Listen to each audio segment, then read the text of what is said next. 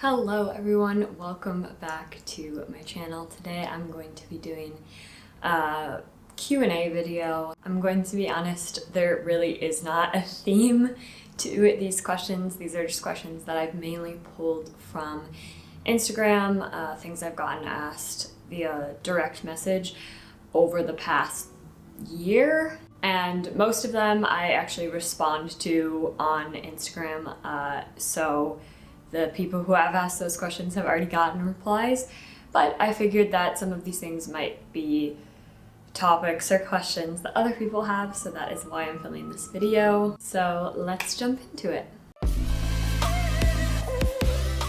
Okay, so the number one question I probably get messaged and asked about is Pepperdine, and did I like going to Pepperdine? What was my experience?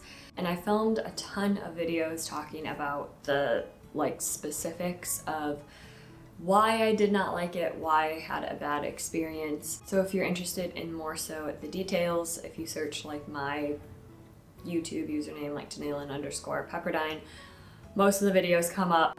But yeah, for me, I didn't like it. Even over 6 months out now, I still look back and regret making that choice of going there. I would say the biggest part of that, the biggest reason why I wish I didn't, is definitely the cost factor. I certainly could not afford it out of pocket, so it's all in student loans for me, and just kind of having those follow you around is very daunting. Also, after going through the whole program and spending all of that time and money, coming out of it and realizing that therapy is not necessarily something that I wanted to even do. Sometimes I wonder if maybe I would have been more open to the idea if I had had a better experience in grad school, but who knows, you're never gonna know.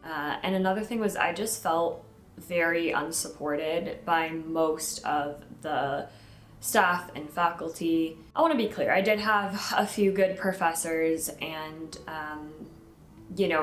people were nice. It's not like they were mean to me or anything, but it's just very clear that they don't care about the struggles that students are having, because I'm still in the Facebook group now, and it's interesting to see that people are complaining about the same things. I will say that I have heard a couple things that have improved or gotten better, but for the most part, it looks to be the same, which is very unfortunate to hear.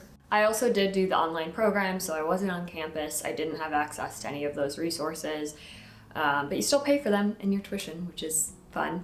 So yeah, it just really wasn't a good experience for me. So personally, no, I didn't like it. I wouldn't recommend it unless you're 100% absolutely sure that this is what you want to do and you can afford it. It's still a lot of money, even if you can't afford to just pay for it out of pocket. It's a lot of money you could be using towards something else. But other than that, yeah, no, I would not recommend it. My experience there also gave me a lot of mental health issues, which is a whole nother tangent, but yeah. Anyway, moving on. The next question is, was grad school worth it? I think you guys can kind of already gauge my answer to that. And again, if I had went to a different school, I may have had a different experience.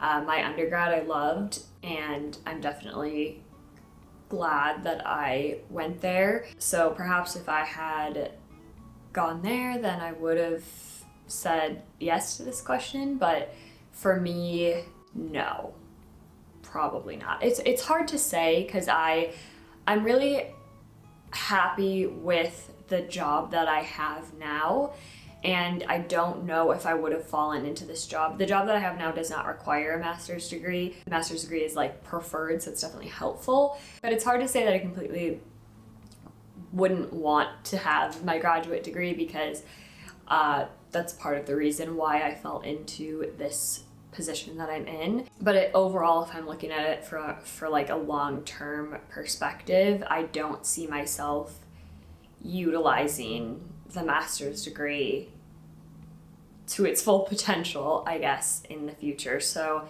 for me, it was not worth it. That's not to say that I don't know plenty of people who have gone to Pepperdine and have used their degree for what they thought they were going to.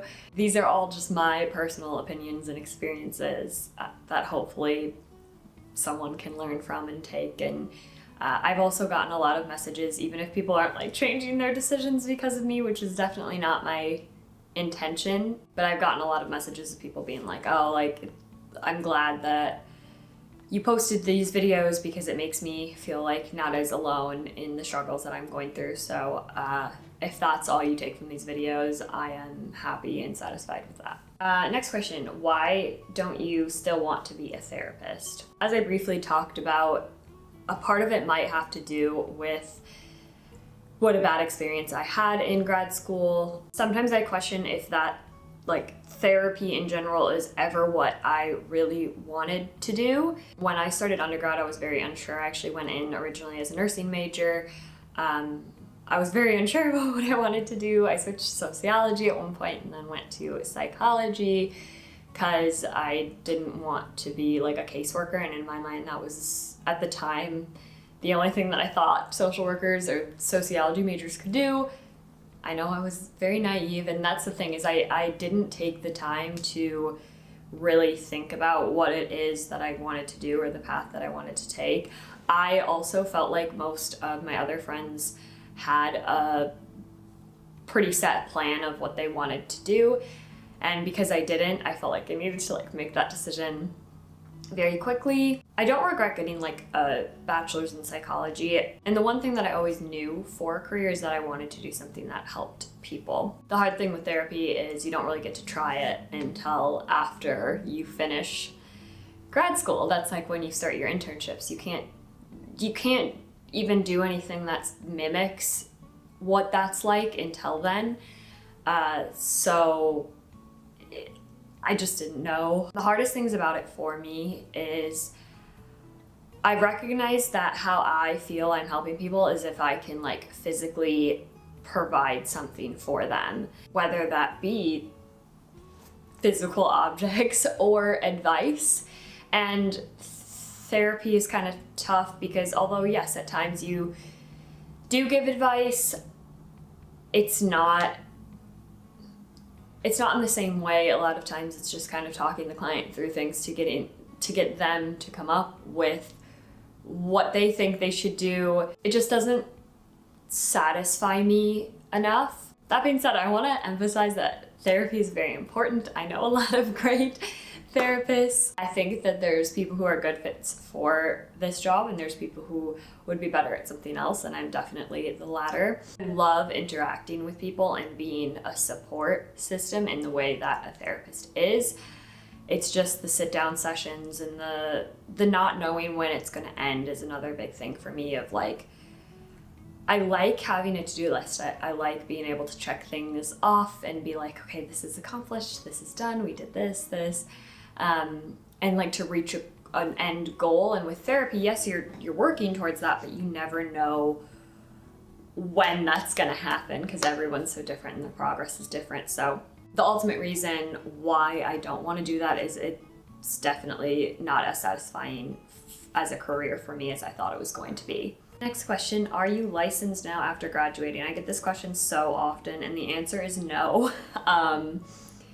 I did apply to take the first licensure exam. At this time, my application is deferred, which is another bone I had to pick with Pepperdine. When I came into Pepperdine, they waived certain courses for me because I had already had a bachelor's in psychology. I had already taken courses that qualified for those requirements, so I didn't have to take those classes there. But essentially now the licensing board is saying that the classes that I took in undergrad don't count because they weren't like graduate level.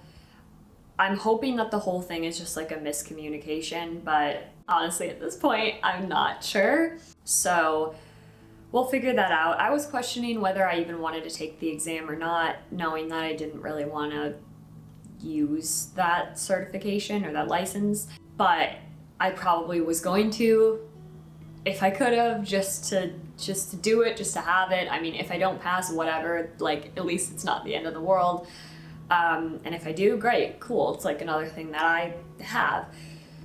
But yeah, I don't know where we're at with that, but currently no, I'm not licensed.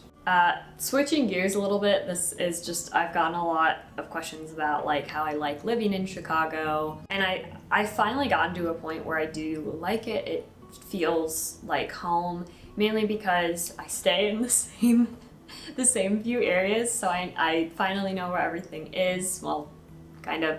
I know like the good spots to go for like restaurants or dancing, or I don't know, just like hanging out and reading a book or playing games. Like I finally feel like I am happy with this time in my life. That being said, I know I don't want to live in Chicago forever. We had a pretty set plan, or at least I, in my head, had a pretty set plan of what my life was going to look like. And now I don't at all. There's a lot of things that have shifted and changed. So as far as where I want to end up living long term, I have no idea anymore. But yeah, Chicago's definitely a good city. Next question. What is the biggest struggle for you mentally? Oof, that's like a loaded question. I think this question came from the video when I talked about it was like my real talk video, like the mental health and my like finding my path. I briefly talked about my OCD in some videos, how that's always a big struggle for me. That definitely manifests in perfectionism tendencies.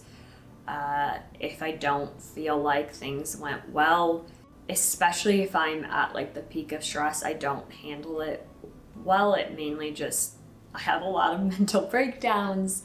I feel very bad about myself. The interesting thing is most of my mental health issues are not necessarily being unhappy with like other people or my surrounding. It's just like really being unhappy with myself. And I would say that that's the biggest struggle for me mentally, is like not being able to really love myself or the person that I am, which I do think is related to the OCD and like the perfectionism of like, I know I'm not perfect and I know I'm never going to be perfect, and like that bothers me, even though I know it's irrational for that to bother me, but it still does. How do you cope with mental health issues? I do go to therapy, so that is very helpful. I try to talk to Damick about it.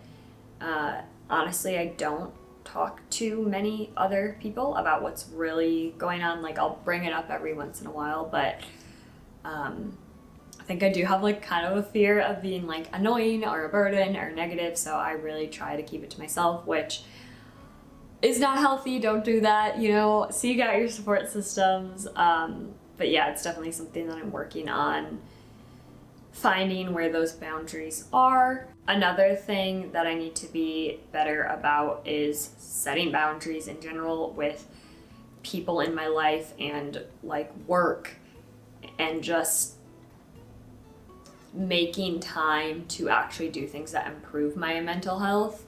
For example, I love reading, and I feel like when I read, I feel better. But for some reason, I'm like making the choice to scroll on Instagram Reels for like an hour, and then I'll be like, oh, I don't have time to read now.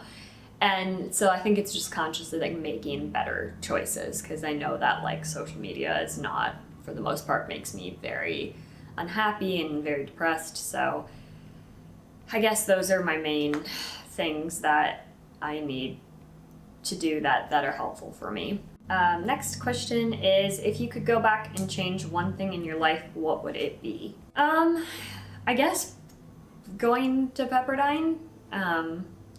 Again, it's tough because that's how I fell into this position. So, you know, I don't know, but if I look back at like other decisions that I've made, none of them affected my life as much as that did.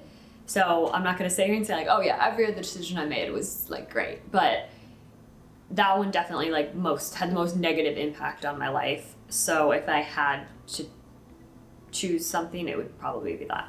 And the last question is, where do you see yourself in 5 years? That's another super tricky question, because as I mentioned, I have no idea where I want to be or what I even want to do in 5 years from now. I'm 25 right now, so 5 years I'll be 30, and I hope to be like having a kid by then, married obviously. That is really all that I can say at this point, because I have no idea what else will come, which is very scary, but at the same time, it's kind of fun, and I'm trying to embrace it, because that's something I struggled with in the past, is not knowing what's next.